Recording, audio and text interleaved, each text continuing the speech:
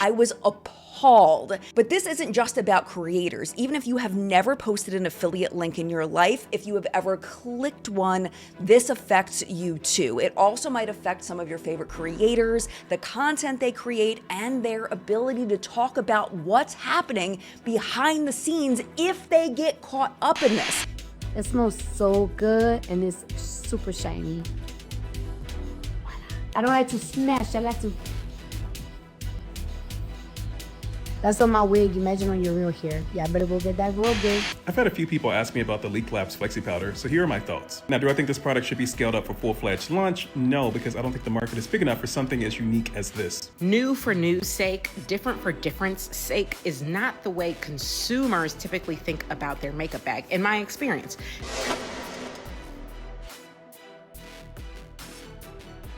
Hello, my friend. Welcome back to What's Up in Makeup, where we talk about everything that happened across the beauty space, all in one place. You may notice that my background is slightly different.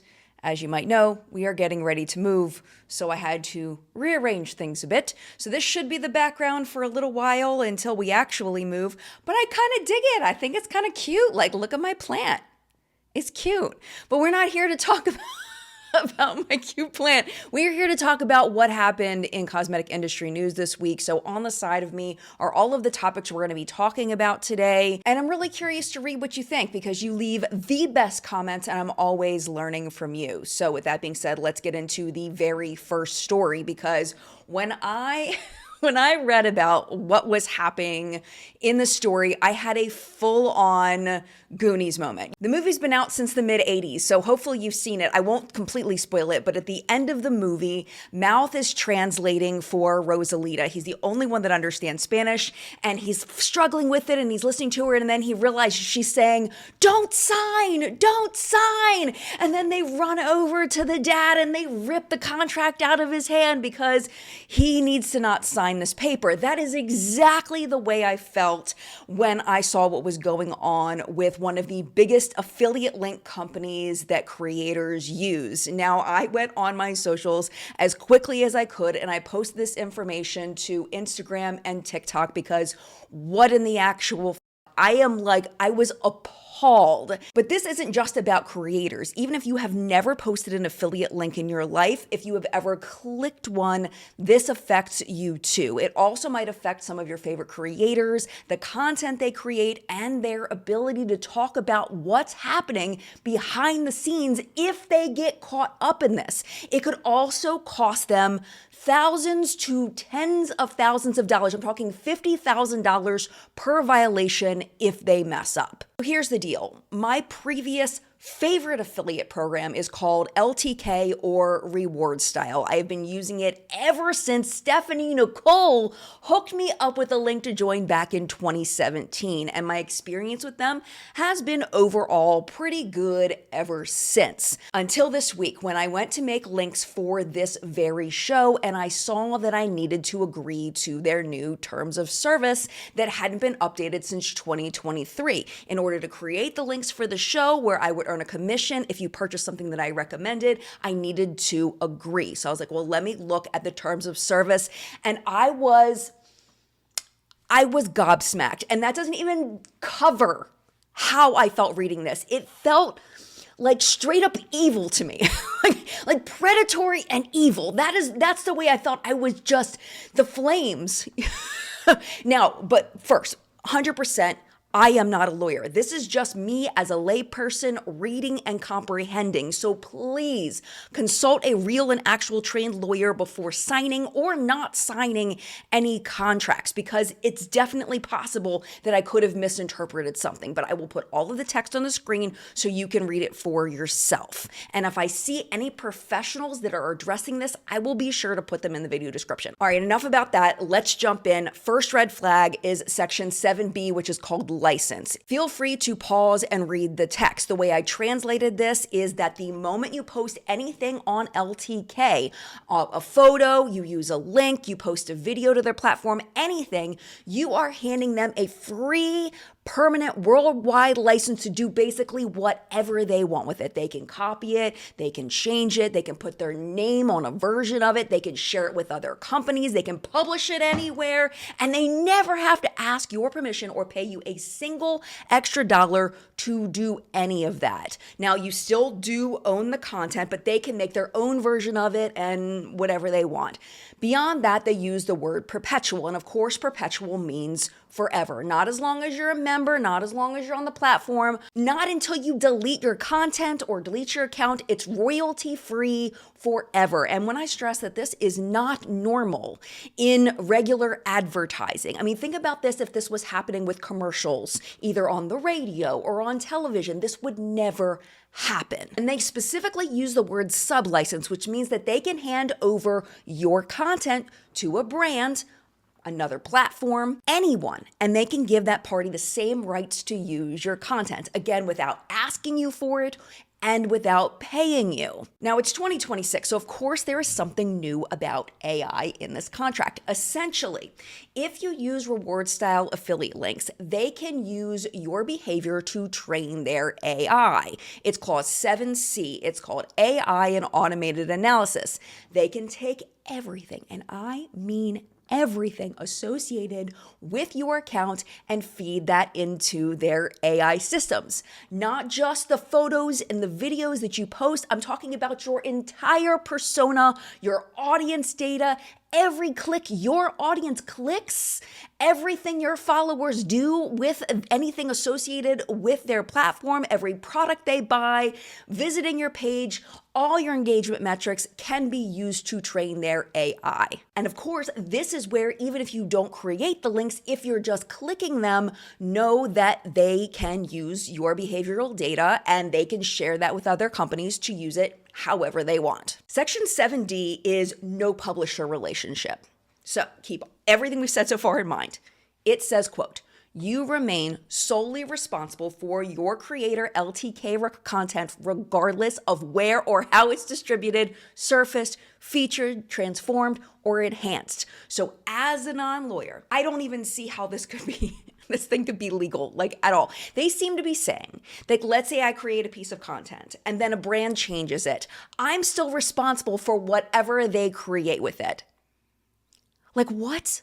How? Now we're going to skip ahead to section 12 because this one hits me in my honest reviewer soul. It's called non-disparagement, non-interference, and creator brand. This clause says that you agree to not make disparaging statements about LTK, their services, their employees, or any advertiser on their platform. That's any brand that they work with. That's potentially thousands of companies, and they don't define what disparaging means. So does that mean just general trash talking, or does that mean a negative review? We don't know, even if it's an honest negative review. And because there's no definition, that means LTK gets to decide what it means after you sign. In the second paragraph, it says LTK can terminate you if they determine in their sole discretion that you've said something they find objectionable or that casts LTK in a negative manner. So for creators, this could mean, let's say you give an honest negative review of a product from a brand that advertises on LTK. That could be grounds for termination and losing any revenue that could be coming in from the platform. And it could also mean that posting about your disappointment with LTK's commission rates is grounds for termination as well. But there's another layer that could be even worse. Look at this last paragraph.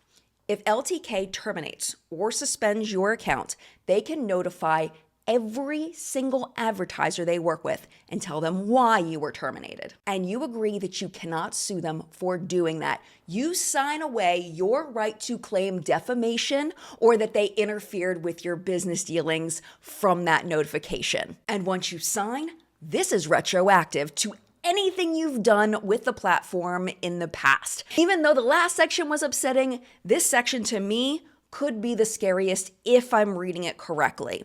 It's a takedown clause. There are two big pieces to this. The first part says that if LTK asks you to take down any content on any platform that connects you to LTK or any advertiser they work with, you have 24 hours to do it. Your Instagram posts, your TikTok posts, your YouTube descriptions, anything, your website, but they don't have to take down any versions of your content that they created if they don't want to. They can technically keep their copy, but you would have to delete yours. Now, here's the part that I'm not 100% sure about the scope of it. Like the heart of it, I'm pretty sure I've got, but the scope of it, I would really love a lawyer to weigh in on this. Again, putting it on the screen for you to read for yourself. This is what I'm getting. If LTK terminates you for any of the reasons that we've already talked about or anything else in the contract that they decide is competitive misuse or reputational harm, you have to immediately stop using that username. Beyond that, you must transfer ownership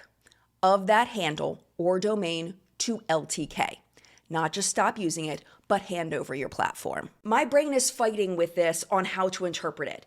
It may be just if you use LTK or reward style in your username. That could be the scope of it. And there are people that do have that in their username. So it could just apply to those people, but they also say confusingly similar variations, and there's no definition for that. It's all subjective. It seems like it's anything any reasonable person might associate with LTK or reward style, but it is a wide net. It is entirely up to them to decide what falls inside of it. And just that clause being in there that they can take someone's platform is scary enough for me that it's not something I personally would ever want to mess with. Now, moving on to the next one that gave me pause, and I think this one is going to make you very mad. Non-solicitation. Again, it's two parts. The first part says that while you're actively using LTK, you can't use anything you learned about being on LTK to try to pull other creators or brands away from the platform. Here's the second part. That restriction doesn't end when you leave. It continues for a full year after you stop using the platform. So let's say you leave LTK today because you're pissed off about something and you're like, F these people, I'm not gonna be associated with them anymore. For the next 12 months, you can't use anything you learned from your time on LTK to encourage other creators or brands to leave. You have to be quiet about it. And this part feels intimidating to me, and I think that might be the point. We have made it to the final part that stood out to me, and to me, this was the nail in the coffin. And it's section 25F, and it's called liquidated damage. That's a legal term that means a pre-agreed upon amount of money that one party owes the other party if they break specific rules in the contract. So instead of having to prove in court exactly how much they were harmed and how much the violator owes, they just point to this number and say they agreed on it, and the number they picked is $50,000 per breach. This could include the confidentiality requirement, the non-solicitation clause that we just talked about, the non-disparagement clause, the competitive use and prohibition, the AI data restrictions, anything within the contract. If LTK decides you violated any one of them, they can elect to come after you for $50,000. Not $50,000 total, but $50,000 per violation. And if it is an ongoing violation, it is $1,000 per day instead. Whichever one is greater. So let's say that LTK decides you violated the non-disparagement clause by making a video because you're pissed off about their TOS, right? I'm not saying that's what would happen. I genuinely don't know, but hypothetically, that's one potential $50,000 claim. And let's say they also decided that you violated the confidentiality clause in the same video by discussing things that they consider confidential. That's potentially another $50,000 for the same video. Two separate claims. Now look at this last sentence, because this is the part that feels very deliberate. Quote, you acknowledge that this amount represents a reasonable estimate of LTK's anticipated harm from such breaches and is not a penalty. So even if your state or the court or wherever you live says that that is too high, LTK points to this and says, well, they signed that this is fair and they agreed that this is fair.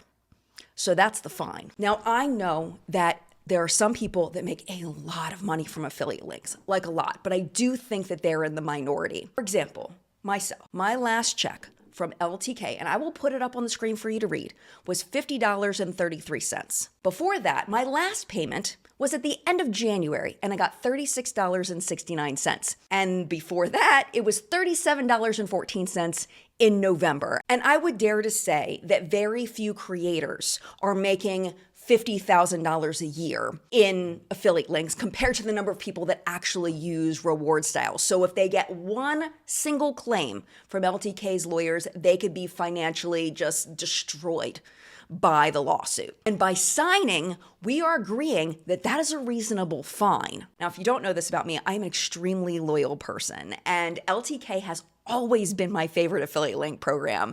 I am so disappointed and sad that they've taken this direction. They have built brand loyalty for 15 years, and this is what they're doing to creators. I'm disgusted. I'm absolutely sick over it because I know a lot of creators blindly trust them and feel like they have a relationship with this company, and they're just gonna click and go because the company is familiar and they've been working with them forever. In the end though, if you're a creator, please know I am not telling you what to do. I'm telling you what I would want someone to tell me, to read the contract, to read all of it. And if you can, get a lawyer to look at it before you sign it to make sure you agree with everything that's in it. And if you are not a creator, here's the bigger picture on the whole. Because what this comes down to is that there are billions of dollars being made through influencer marketing, and this contract reads like it was designed to make sure that as little of that money as possible stays with the people that are making the content and driving the sales. The creators are getting pennies while the platform profits from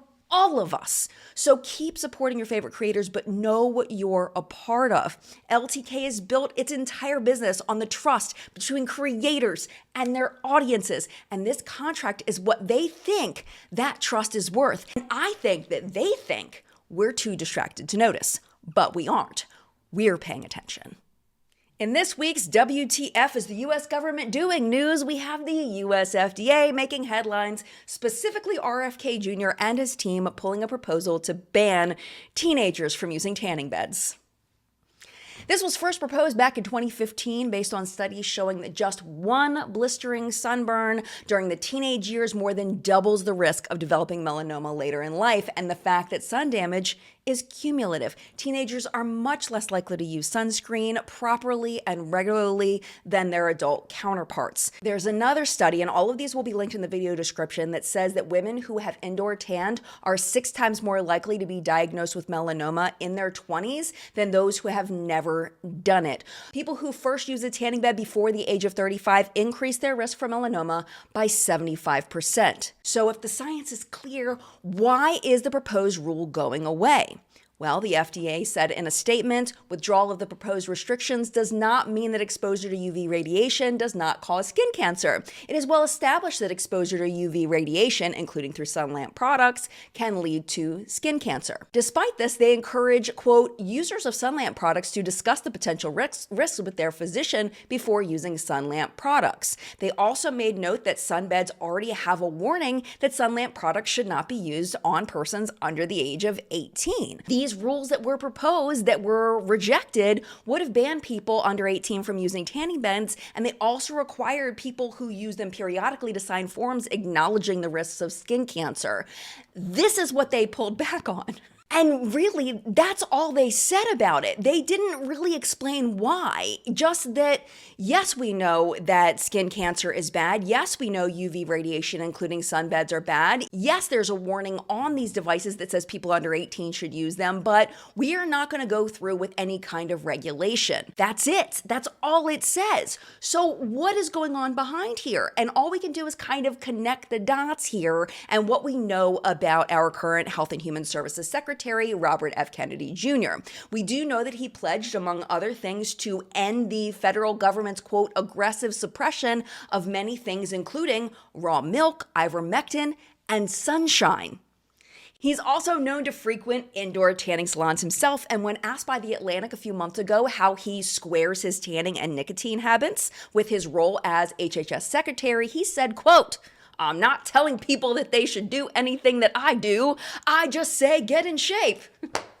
Well, the World Health Organization puts UV-emitting indoor tanning devices in the same category as carcinogens like tobacco and asbestos, so there's that. Even though we're not really getting much from the government about why they killed this, there was a proposed rule period where people could comment on why they thought this should or should not become a law. And people who argued against it cited specifically parental choice in decision-making as a reason why it shouldn't be regulated. And also compliance burdens on small businesses. That was the reason why it shouldn't be regulated. But isn't the whole point of the US FDA to protect the consumer? Isn't that supposed to be the point?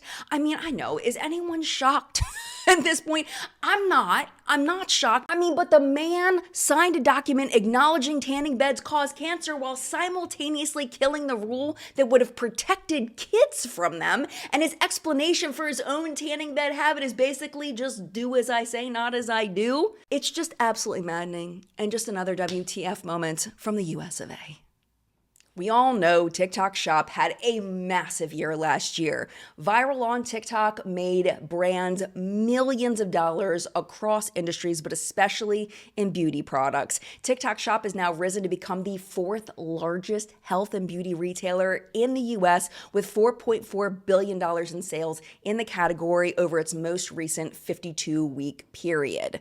It is no surprise that big beauty giants want to get in on the action, and this week, Ulta Beauty became the first U.S. specialty beauty retailer to launch on the TikTok Shop. Lauren Brindley, Chief Merchandising and Digital Officer at Ulta Beauty, told Business of Beauty, quote, "We want to make sure that we're everywhere the beauty conversation is happening, and obviously TikTok is really at the center of that. But they are starting off slow with about 15 brands, including Shakira's Haircare line, Isima, Gen Z fragrance label, Noise, and UK makeup label Made by Mitchell. Ulta's going to launch exclusive product bundles and host shoppable live streams to promote their new shop. Now, more brands are set to be added this spring and summer.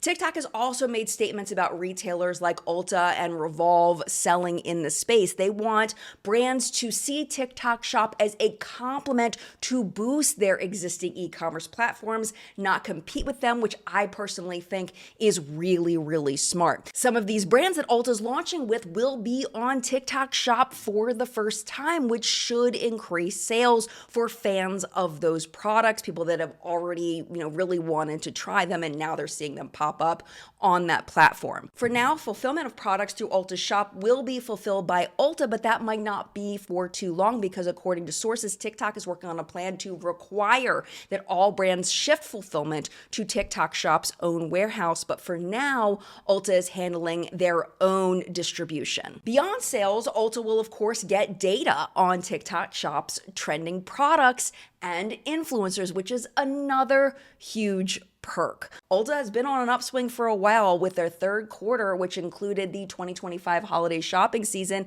and ended January 2026, resulting in 11.8% net sales growth. Apparently, the hot categories were, no surprise, fragrance and skincare, along with the launch of more than 100 new brands and international expansion through ventures in Mexico, the Middle East, and UK. So what do you think about Ulta launching in the TikTok Shop? Let me know in the comments. About a month ago, we talked about Cardi B's announcement of her new hair care brand, and now we know a lot more. And honestly, this whole beauty line makes sense to me, and that's pretty rare in a celebrity beauty brand. We got a first look at the packaging and the products and the release date, so let's jump into Grow Good Beauty. Now, one thing to know is that Cardi has talked about her hair care journey for years on social media and in interviews. She even said once in an interview, quote, "So I'm not even gonna lie, when I was younger, I really used to hate my hair. My cousins, they had really long hair like the Disney princesses. Not only was my hair really coarse, but it was really short. I used to really hate my hair texture because when I put gel on my hair, instead of being flat, it just kind of crinkles." And when she became famous, her changing hair looks and wigs became part of her persona. So honestly, it makes sense that Cardi B is launching her own hair care line. It is, though, it's not, she doesn't own the whole thing. It's in partnership with Revolve Group as part of an exclusive multi-category venture. So this is the same Revolve we just talked about in the TikTok Shop story. They're a California-based fashion and lifestyle retailer. Grow Good does launch officially on April 15th, but the pre-sale is March 24th, exclusively on growgood.beauty.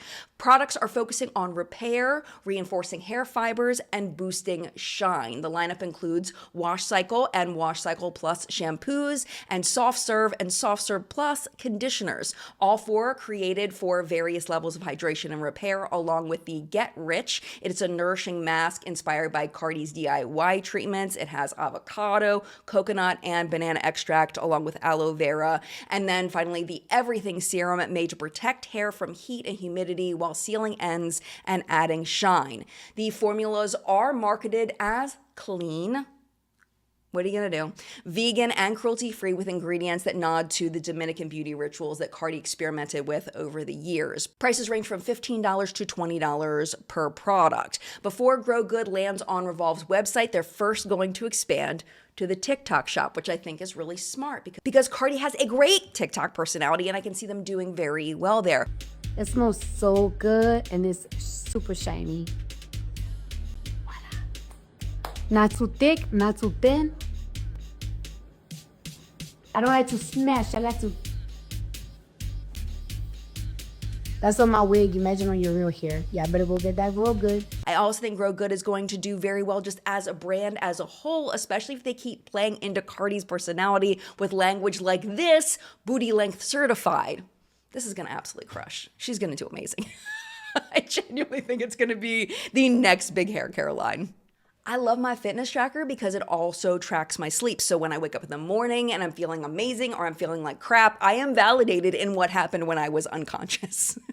So it was only a matter of time before beauty brands started looking at this kind of technology for what they're calling wearable skin diagnostics. Now, it is not on shelves yet, but it is close enough to matter, and that's why we're talking about it today. One of the more recent innovations comes out of South Korea by the beauty brand Amore Pacific. It was named as a CES 2026 Innovation Award honoree in the beauty tech category, and it is called SkinSight technology. So this is how it works. The system centers on an ultra-thin wearable sensor patch that detects micrometer level changes in age-related factors like skin tightness, UV and blue light exposure, temperature, and moisture. The data is then sent via Bluetooth to an AI-powered mobile app that then analyzes the data and can propose personalized skincare recommendations. So the idea is that this would give dermatologists real-time data on specific patients to more accurately treat skin conditions and concerns. Now, they're already using this technology for product development for one of their biggest brands, Sulawesi. In the future, wearable skincare tech could measure things like UV exposure, humidity, hydration, and redness, and over time, might even make diagnoses related to conditions like eczema or acne. And one thing that's really good is that researchers are already recognized that it'll be important to take different skin tones into consideration to be truly effective at defecting skin qualities like redness. I mean, you'd think that this would be obvious, but we know that it doesn't always work like that. So I'm really glad that they are going that direction. Researchers at UCLA also are developing an AI-enabled wearable sensor prototype that can diagnose allergic contact dermatitis, which is also pretty interesting. So the question is now, would you actually wear a skin sensor and would you trust a beauty brand with your data? Let me know in the comments. Now, we have been talking about leaked labs and the lipstick lesbians a lot lately, but there are two updates that I really wanted to share with you this week. In case you missed it, Leaked Labs is a brand that sells early access beauty products at a premium price point, and it has been controversial, to say the least. First thing we're going to talk about is their response to the feedback, some would say backlash, surrounding their State of the Union video they put up last week. And then second is what industry professionals are saying. They're weighing in on what they think of Leaked Labs as a concept. It is absolutely fascinating to read and hear their takes. So let's start with the first part, Christina and Alexis themselves. Here's a short clip from last week's show for context.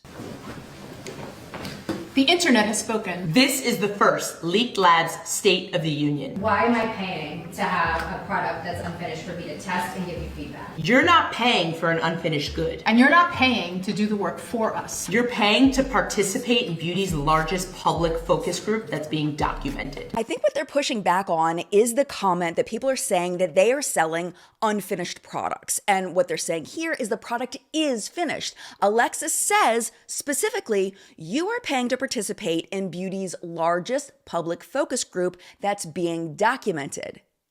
But isn't that the definition of an unfinished product? A product that can change for the better with feedback. Isn't that the purpose of a focus group? To give feedback on an unfinished product? One thing I genuinely really like is that Alexis and Christina are communicating that they are reading the feedback, and that's a really good thing. Their post on that Instagram video reads, quote, "Hi everyone, firstly, we see you and we hear you, and we are genuinely sorry this video missed the mark on tone. It was certainly not our intention at all. In the spirit of honesty and transparency, we will make a video to address some recurring concerns we're seeing in these comment sections. But it's currently a bit difficult because we are traveling. Please know you are heard and we will respond soon. In the meantime, sending love always." This was followed by two clarifying posts. The first one was about the Flexi Powder itself, what it is, how to use it, the fact that it's shatterproof, the sustainability, the Italian engineering, all of that.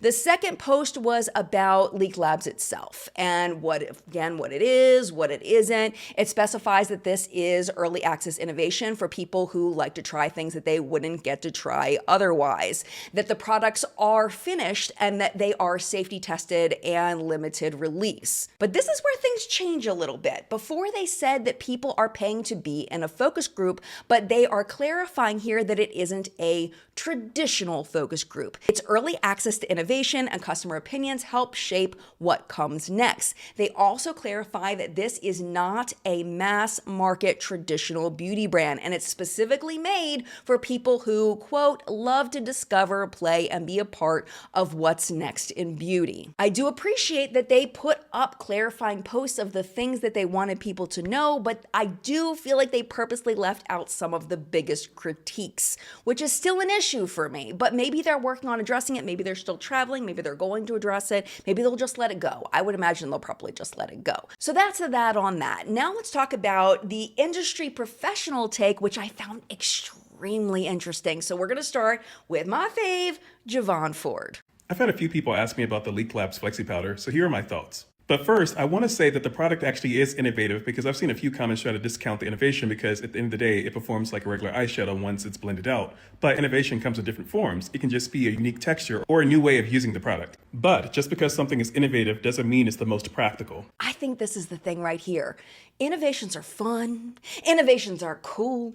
But are innovations worth investing money in? That's the real question. There is a learning curve to the Flexi Powder in order to apply it correctly and get a good amount of coverage without it looking patchy. Because of that, I don't see this as a product suitable for people who are just casual makeup fans or for makeup artists because the discs are so small, it's hard to clean between uses if you wanted to spray it with some 70% isopropyl alcohol or scrape off the top so there's a fresh layer underneath. I can tell you after using this product that this is never going to happen. You cannot scrape off the top. It is too thin. And I did see that someone did try to spray it with alcohol to sanitize it and it crumbled. Never recommend this to a makeup artist. This is an update in regards to the Leaked Labs Flexi Powder. Left these out in open air for 3 days. And I also sprayed alcohol on it about an hour and a half ago, making the product deteriorate. Here's the thing, you guys, if the board comes around to your salon or while you're on site or whatever, and someone inspects you and they ask you, how are you cleaning these? I've never seen this texture before. And you say, oh, you don't need to clean it. It has a preservative system. They're going to laugh in your face and you're going to get fined or you will get docked. So definitely not for makeup artists. But for like a casual makeup user, I don't think you have to worry about contamination, assuming you let each disc dry before adding it back to the tin. Because no amount of preservation can make up for moisture collecting in an enclosed space. This was sweet validation for me because I said the same thing. So a little self-pat on the back to have my thinking validated by Javon. Just made me happy. I was like, yay, I got it. I did it. Now, do I think this product should be scaled up for full-fledged launch? No, because I don't think the market is big enough for something as unique as this.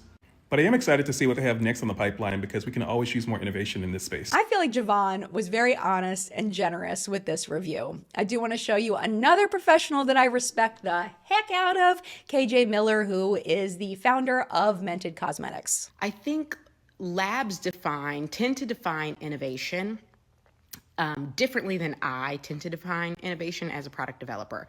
And some of that is just based on my demographic. I'm hyper-focused on women of color with my brand Mented Cosmetics. And so I'm thinking about how do I make products that work for this demographic. Labs tend to think about innovation from the perspective of what can I make that has never been made? what two ingredients can I mix together that have never been mixed together?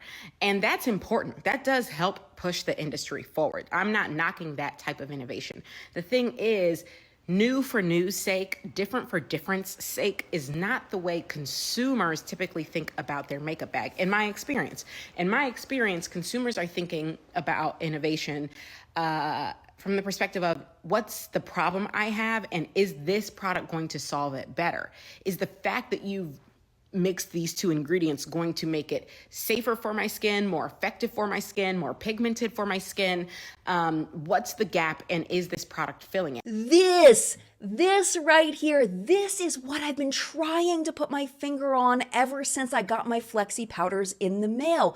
Yes, it's a cool idea, but functionally, cool ideas are only fun until the fun runs out, unless they are also functional, right? And so that's the lens I take to innovation, and why I don't really like doing product development from the perspective of a manufacturer. I only one time in my career as a beauty founder, I run Minted Cosmetics, by the way, if you didn't know that, and founded it about a decade ago. I run product development from the lens of what does my customer need that she doesn't have, or what does she have that I think we can do differently or we can do better for her. I don't run it from the perspective of, oh, what's all the innovation that the labs are showing me this year? And of those things, which thing might she be interested in? Only one time in my career have I done that, and that product flopped so hard. And it was not a bad product. It just was done the wrong way. I was shown something from one of our labs that I thought was really cool, and so I launched it, and I cannot even tell you how bad it flopped, okay? It was bad. I found this part fascinating. I have no idea what product she's talking about, but it is so interesting to hear this perspective.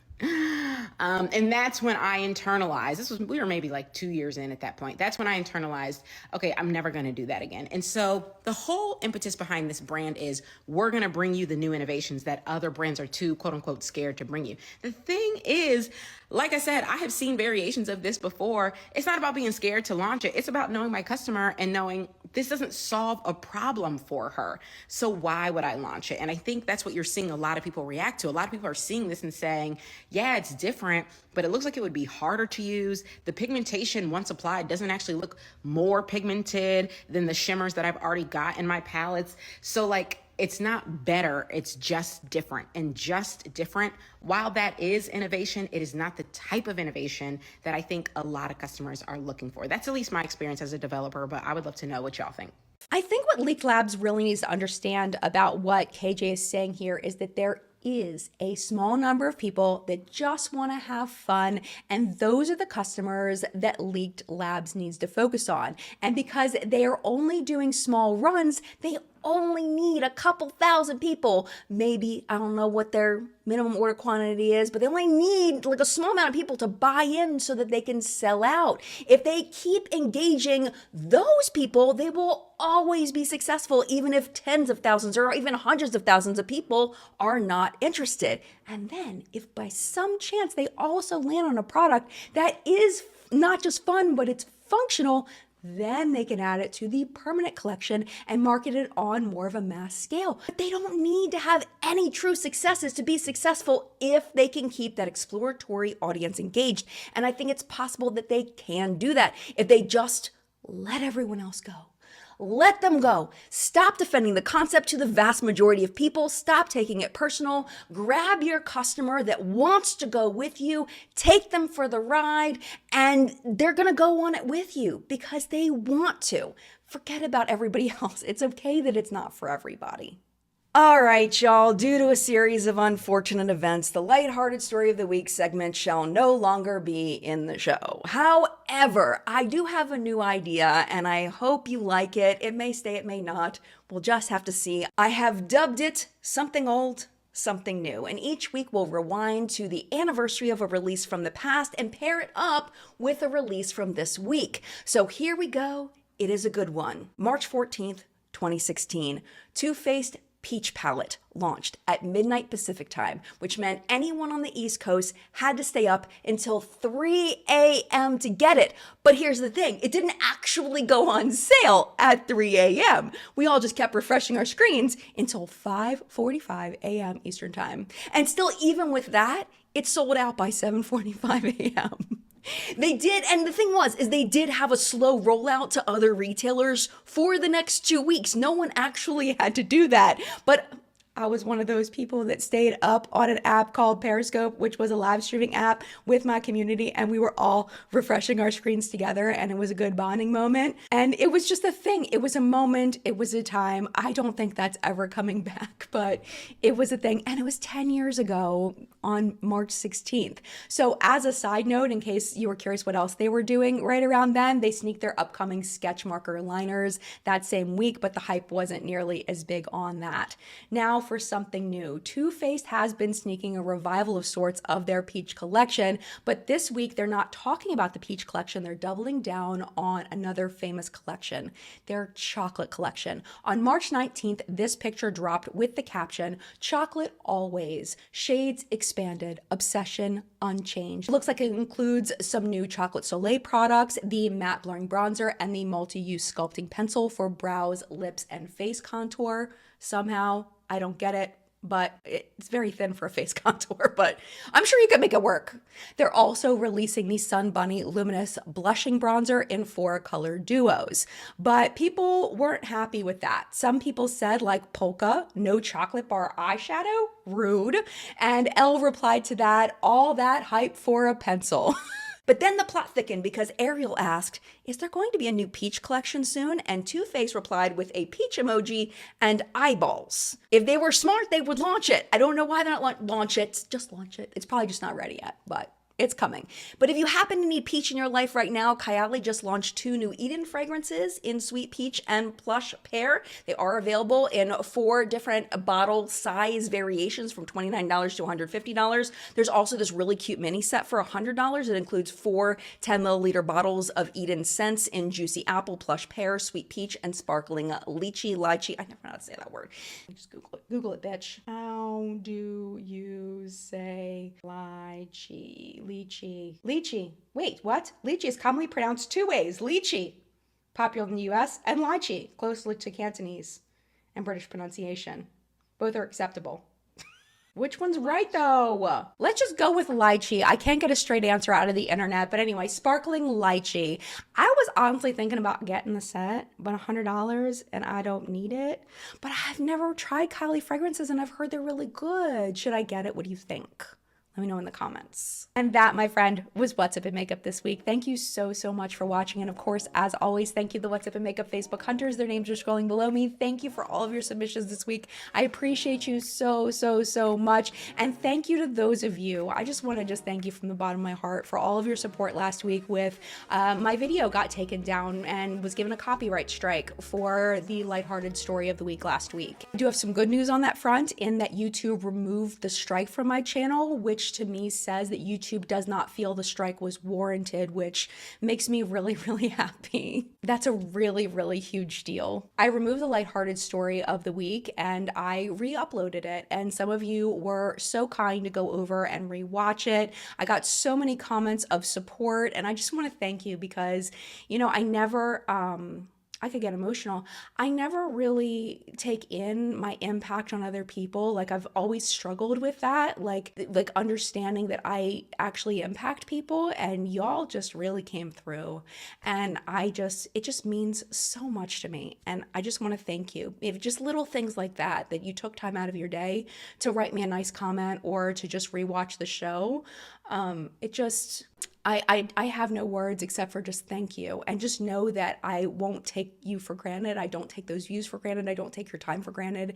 And I I'm just blown away, and I just want to thank you for that. Now, before I start blubbering over here, which I absolutely could, we are going to be having our live chat today at 10 a.m. Eastern time. We're going to be hanging out talking about makeup. If you want to join us, so that'd be great. But if you can't, you can always watch it on the replay by going over to my channel page, click on the live tab. They're all housed there. Or if you're subscribed, head over to your subscription feed. It should just be right there for you. But if you want to click on something from this screen, YouTube should be recommending 2 videos over here for you. The bottom one is going to be the re-upload of last week's show. It's going to be right there. And the top one is going to be a video based on what you've been watching recently, what YouTube thinks that you would like to watch from my catalog. But if you gotta go, I get it. Lots going on. Thank you for hanging out as long as you did. And mad love to you. I will see you in a video very, very soon. Bye.